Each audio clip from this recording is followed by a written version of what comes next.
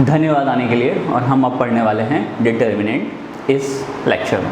Square matrix के लिए determinant क्या होता है, तो इसका सबसे पहले देखते हैं कि what is the representation of it. तो हम मैट्रिक्स को कैसे रिप्रेजेंट कर रहे थे? Matrix was represented in the form of close brackets Aij m into n. This was the representation. लेकिन जब हम डिटर्मिनेंट को रिप्रेजेंट करेंगे तो वो चेंज हो जाएगा। Determinant will be Ij m into n. Determinant निकालना एक तरीके से ये समझ लो कि आप मैट्रिक्स का एक वैल्यू निकाल रहे हो इन अ ब्रॉडर सेंस। ऐसे मतलब डायरेक्टली नहीं बोल सकते, लेकिन in a broader sense we can say it कि आप मैट्रिक्स का अगर वैल्यू निकाल रहे हो तो आपको क्या निकालना होगा? उसका डिटर्मिनेंट निकालना होगा। और उसे हम कैसे रिप्रेजेंट करते हैं? Mod of A. अगर आप determinant they are represented in this form. Determinant को आप ऐसे रिप्रेजेंट करते हो मॉड ऑफ ए से। अब देखते हैं कि इसकी हम स्क्वायर मैट्रिक्स को वैल्यूज़ को निकालते कैसे हैं। तो पहले आता है कौन सी मैट्रिक्स? 2 into 2 matrix. एक एलिमेंट होगा तो वैल्यू सीधी सीधी वही आ जाएगी। 1 का होगा मतलब एक ही रो एक ही कॉलम, मतलब एक ही एलिमेंट होगा।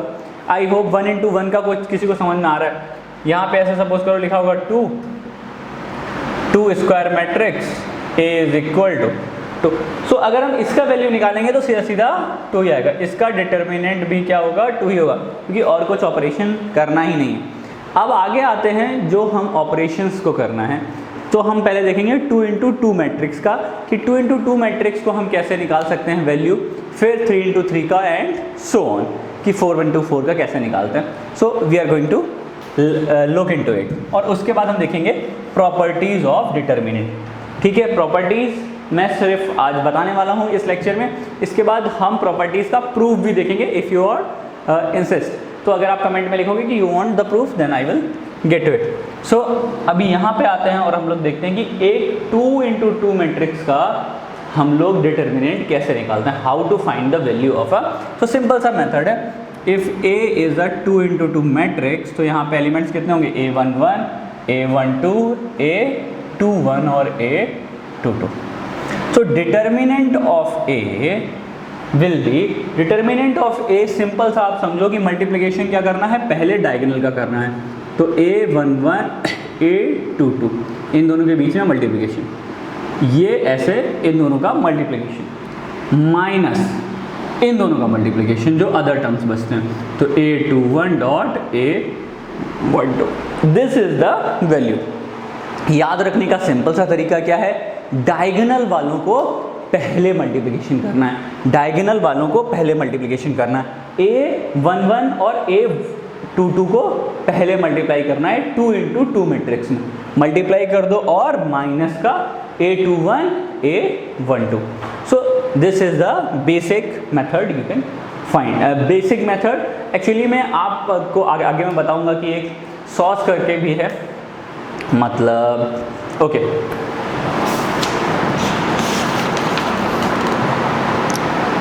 सरस।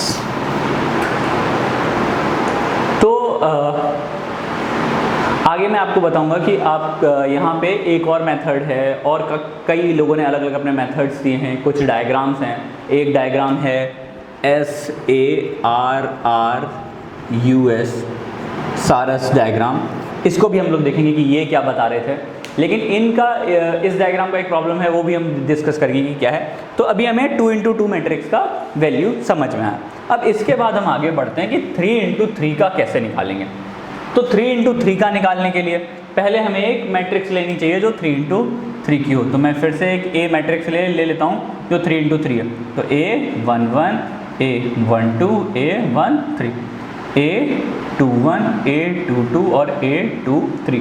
कोई इस बात को हमेशा याद रखना कि सिर्फ आप स्क्वायर मैट्रिक्स का ही निकाल सकते हो, जिसमें row number of rows is equal to number of columns. Square matrix क्या होती है? जिसमें number of rows are equal to number of columns. तो ये आ गई हमारी 3 into 3 की मैट्रिक्स।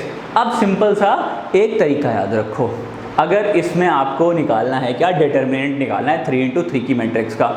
तो आपको आप जाके मेरा प्रीवियस लेक्चर देख सकते हो, माइनर और कोफैक्टर पे जो था, जहाँ पे मैं माइनस के बारे में, पावर के बारे में बता रहा था, यहाँ पे भी बता देता हूँ।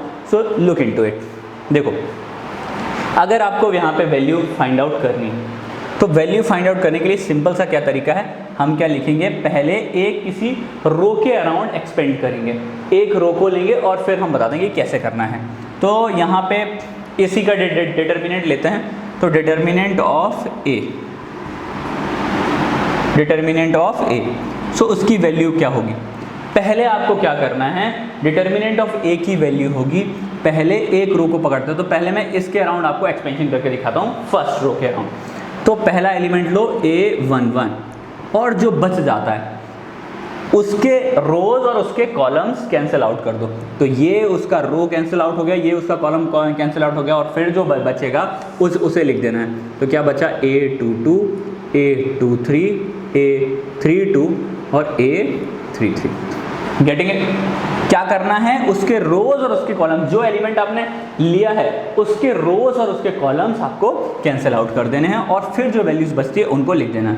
अगले वाले में यहाँ पे आओगे तो मैंने आपको बताया था कि ये वाला प्लस होता है। मैंने आपको, अगर वैल्यूज आपको याद हो 3 × 3 की, तो मैंने लिखा था डिटर्मिनेंट में, कोफैक्टर में, कि वैल्यूज कैसे लिखते हैं, प्लस माइनस, प्लस था तो अगला माइनस होगा, फिर प्लस, फिर माइनस, फिर प्लस, फिर माइनस, फिर प्लस। बस ऑर्डर याद रखो, ऐसे जाना है, फिर ऐसे जाना है, फिर ऐसे जाना है, फिर ऐसे जाना है। ठीक है, दिस इज द ऑर्डर ये रखना है आपको यहाँ पे, और प्लस माइनस करते जाना है, plus minus, plus minus, plus minus, plus minus, plus minus, ऐसे। ठीक है, तो यहाँ पे अब हम आ गए, तो अपना सेकंड एलिमेंट में क्या आना चाहिए, माइनस, तो माइनस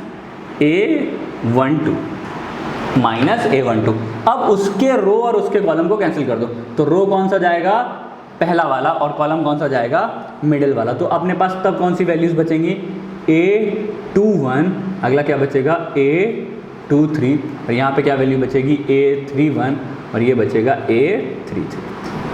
ये वैल्यू अभी अभी हमारे पास एक डिटर्मिनेंट और बचा है, एक वैल्यू और बची है जिसको निकालना है। तो ये वाला तो प्लस ही होता है, तो प्लस A13, और अब हम किसको छोड़ेंगे, पहला रो, क्योंकि 1 और थर्ड वाला कॉलम, तो ये कॉलम छोड़ दिया, ये रो छोड़ दिया, तो अपने पास क्या बचा, A21, A22, A31 और A32।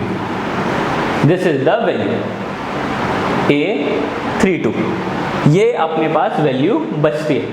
Getting it? और अब आपने जैसे 2 × 2 को सॉल्व किया था, इन वाले जो ये 2 × 2 के डिटर्मिनेंट बच रहे हैं, इनको आप 2 × 2 की तरह ही सॉल्व कर देंगे। अब आगे इसका एक्सपेंशन कैसे होगा, जैसे 2 × 2 का किया था, पहले डायगोनल्स का मल्टीप्लिकेशन, और फिर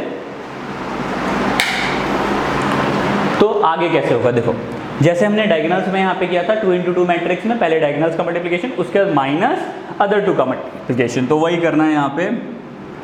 A11 यहाँ पे रहेगा, the next bracket will be, तो इन दोनों डायगोनल्स का मल्टीप्लिकेशन क्या आएगा, A22 डॉट A33 माइनस इन दोनों का A32 dot A23, bracket close, then minus A12 and now diagonal का फिर से मल्टीप्लिकेशन। तो डायगोनल में क्या है हमारे पास, A21 डॉट A33 माइनस इन दोनों का मल्टीप्लिकेशन, तो क्या आएगा, A31 dot A23। I hope you are getting it, A23। अब आगे की वैल्यू क्या आएगी, plus A13 plus A13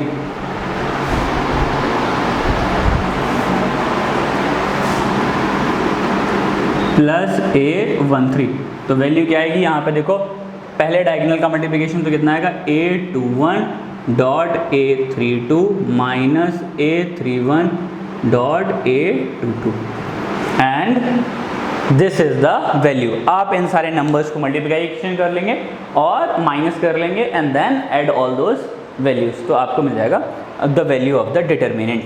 this is the whole process.